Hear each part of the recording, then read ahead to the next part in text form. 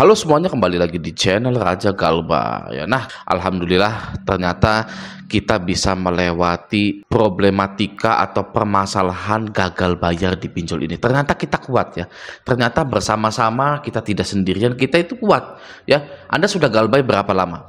3 bulan, 4 bulan, 5 bulan, 6 bulan, ternyata tidak terjadi apa-apa gitu ya. Itu alhamdulillah sekali. Yang artinya pinjol itu aman digalbay ya. Sudah kita buktikan bersama-sama di channel Raja Galbay. Ayo galbay, ayo galbay ya. Saya seringkali menyerukan ayo galbay, ayo galbaykan ya. Sampai tahun 2025 ini ternyata kita sudah bisa melewatinya dan aman gitu ya.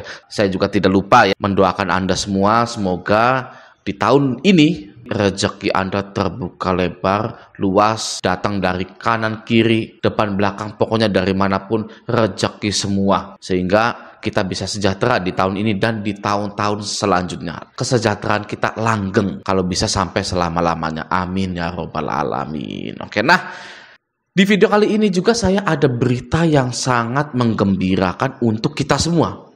Ya, yaitu yang pertama adalah kondisi industri fintech yang sudah mulai hampir pengen punah ibaratnya. Jarang sekali ada fintech-fintech yang mendapatkan modal atau investor asing di tahun ini karena banyaknya yang gagal bayar atau gerakan gagal bayar nasional ini sangatlah efektif untuk mengurangi jumlah-jumlah pinjol yang ada di Indonesia.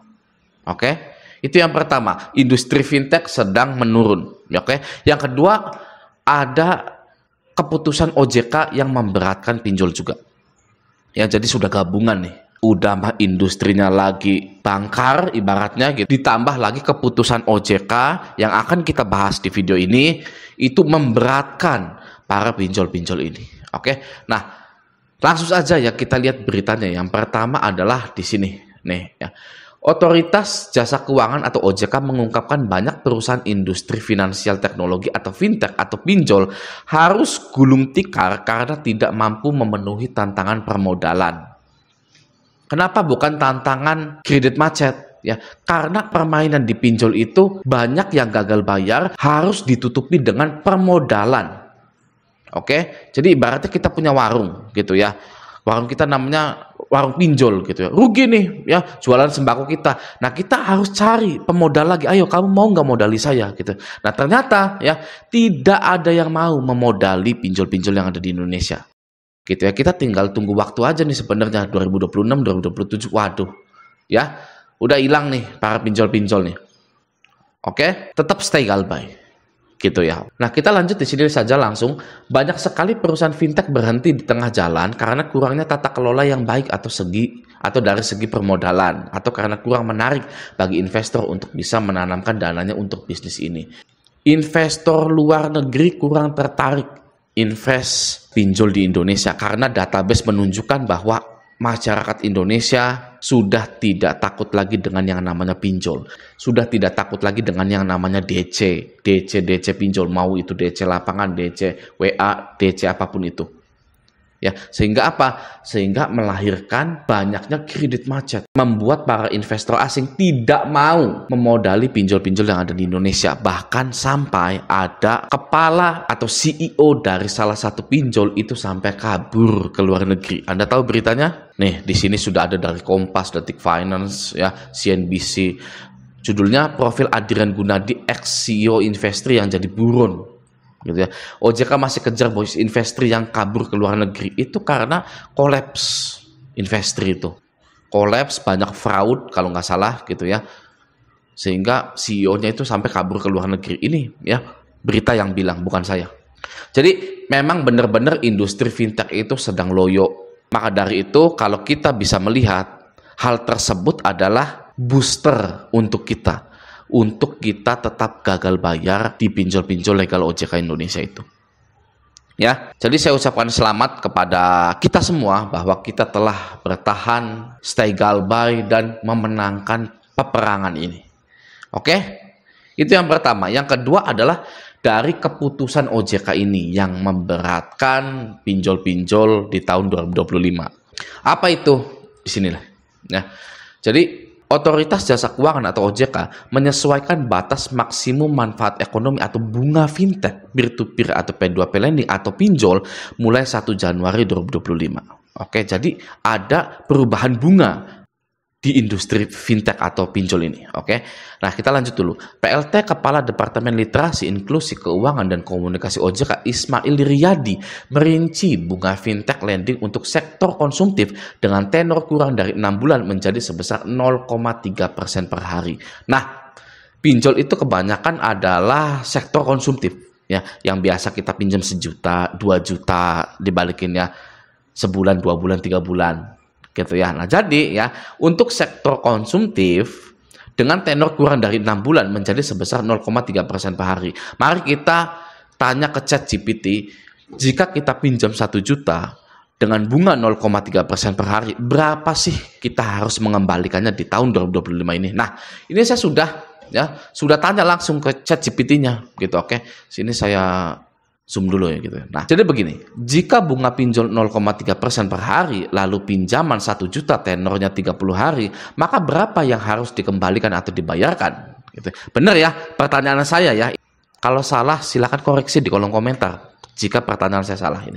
Nah, lalu ChatGPT ini menjawab seperti ini. Untuk menghitung total yang harus dibayarkan jika bunga pinjaman online atau pinjol adalah 0,3% per hari dengan pinjaman 1 juta dan tenor 30 hari, kita bisa menggunakan rumus berikut. Rumusnya, total pembayaran sama dengan pokok pinjaman dikali 1 ditambah bunga per hari kuadrat N.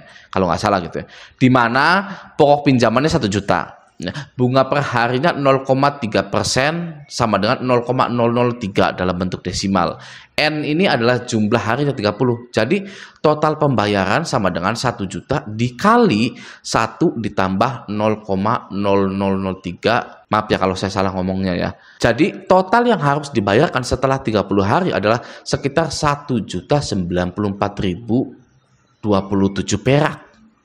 Nah, kalau Anda pinjam 1 juta di tahun 2025, maka semua pinjol, entah itu Kredit Pintar, entah itu Uangmi, Finplus, Watas, Kredinesia, dan lain-lain, itu harus menerapkan 1.094.027 perak. Ya, jika ada nasabah yang pinjam 1 juta. Oke. Nah, bagaimana nanti jika ada pinjol yang tidak seperti ini? Ya, tidak 0,3% per hari gitu ya. Itu bisa jadi salah satu alasan mengapa Anda galbay. Oke.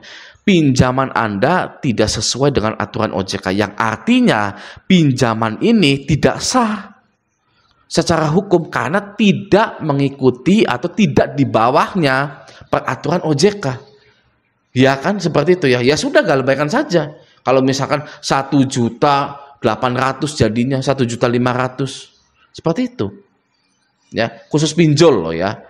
Jadi Anda bisa menggunakan alasan ini untuk galbay. Ini sangat kuat sekali alasannya gitu ya. Walaupun memang di tahun-tahun saya galbay itu, saya dan prajurit-prajurit sesepuh-sesepuh ini tidak perlu alasan yang seperti ini untuk galbay gitu ya.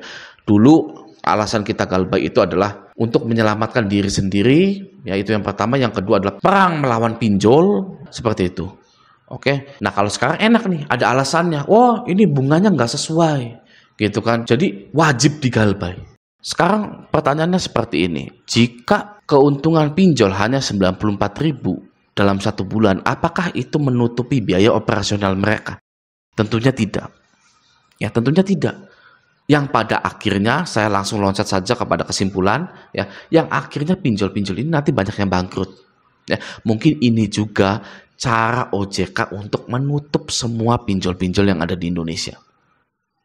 Oke, jadi satu persatu tereliminasi oleh peraturan-peraturan OJK ini. Kita harus senang dengan aturan OJK ini, gitu ya. Walaupun kita tidak perlu membangga-banggakan OJK karena ini sudah menjadi tugasnya OJK, ya, menutup semua pinjol-pinjol yang ada di Indonesia, gitu. Tapi ya di satu sisi kita harus senang. Ya, mungkin saja ini adalah cara OJK menyingkirkan para pinjol ini satu persatu. Ya, karena bunganya hanya 94.000 saja.